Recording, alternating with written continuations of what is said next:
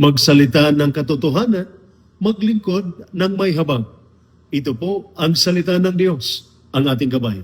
Ngayon po ay Tuesday, July 7, 2026, ng ika-14 na linggo sa karaniwang panahon. Maraming tao ngayon na hindi naman pipi, ngunit nawalan na ng busas. Hindi na makapanalangin. Hindi na makapagsabi ng sorry. Hindi na makapagsabi ng totoo dahil natatakot. Hindi na nagsasalita para sa mahihina dahil takot na madamay. Kaya ang mensahe ng Panginoon ngayon ay malinaw. Buksan natin ang ating puso, buksan natin ang ating bibig, at maging manggagawa ng katotohanan, katarungan, kapayapaan, at malasakit.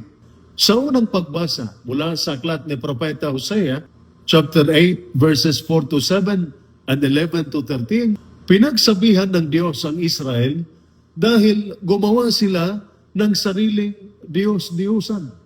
Sa halip na magtiwala sa Diyos, nagtiwala sila sa kapangyarihan, kayamanan at sariling plano. Sabi ng Panginoon, nagtanim sila ng hangin, kaya bagyo ang kanilang aanihin. Napakalalim nito.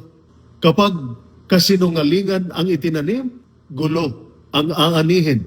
Kapag kasakiman ang itinanim, kahirapan ang aanihin.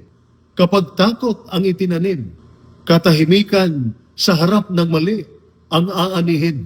Ngayong papalapit ang ika-10 anibersaryo ng 2016 Arbitral Award tungkol sa West Philippine Sea, pinapaalalahanan tayo na ang pananampalataya ay may kinalaman sa katotohanan, katarungan, kapayapaan, kabuhayan ng mga mangingisda at pangangalaga sa nilikha ng Diyos. Bilang mga Kristiyano, hindi tayo tinatawag na mamuhi o magalit sa ibang bansa. Tinatawag tayo na mahalin ang ating bayan ng may katotohanan, katarungan, kapayapaan, at malasakit. Ang tunay na pagkamakabayan ay hindi galit. Ang tunay na pagkamakabayan ay paninindigan sa tama at paglilingkod sa kabutihan panglahat. Sa ating Ebanghelyo, mula sa Ebanghelyo ni San Mateo, chapter 9, verses 32 to 38, dinala kay Jesus ang isang lalaking hindi makapagsalita. Nang siya'y pinagaling na Jesus, nakapagsalita siyang muli. Hindi lang dila ang pinagaling ni Jesus, puso ang pinagaling niya. Pagkatapos, nakita ni Jesus ang maraming tao. Nahabag siya sa kanila dahil sila ay pagod at tila mga tupang walang pastol. Ito ang puso ni Jesus. Nakikita niya ang pagod ng ama. Nakikita niya ang nag-aalalang ina. Nakikita niya ang kabataang nalilito. Nakikita niya ang mangingisdang nangangamba. Nakikita niya ang sundalo, Coast Guard, at public servant na nagbabantay at naglilingkod. Nakikita niya ang taong sugatan, ngunit tahimik. At sinabi ni Jesus, marami ang aanihin, ngunit kakaunti ang manggagawa.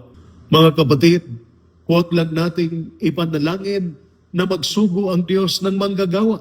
Maging manggagawa rin tayo. Maging manggagawa ng katotohanan. Maging manggagawa ng kapayapaan. Maging manggagawa ng malasakit.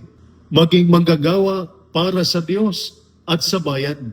Ngayong araw, hilingin natin kay Jesus, Panginoon, buksan mo ang aming bibig.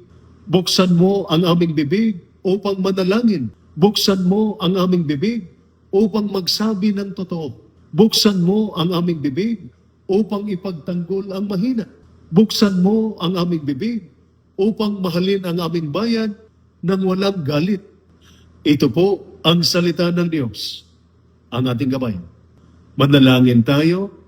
Panginoong Jesus, buksan mo ang aming bibig upang magsalita ng katotohanan, magpatawad, manalangin at maglingkod. Bigyan mo kami ng pusong mahabagin upang makita namin ang mga taong pagod, sugatan, natatakot, at nangangailangan ng pag-asa.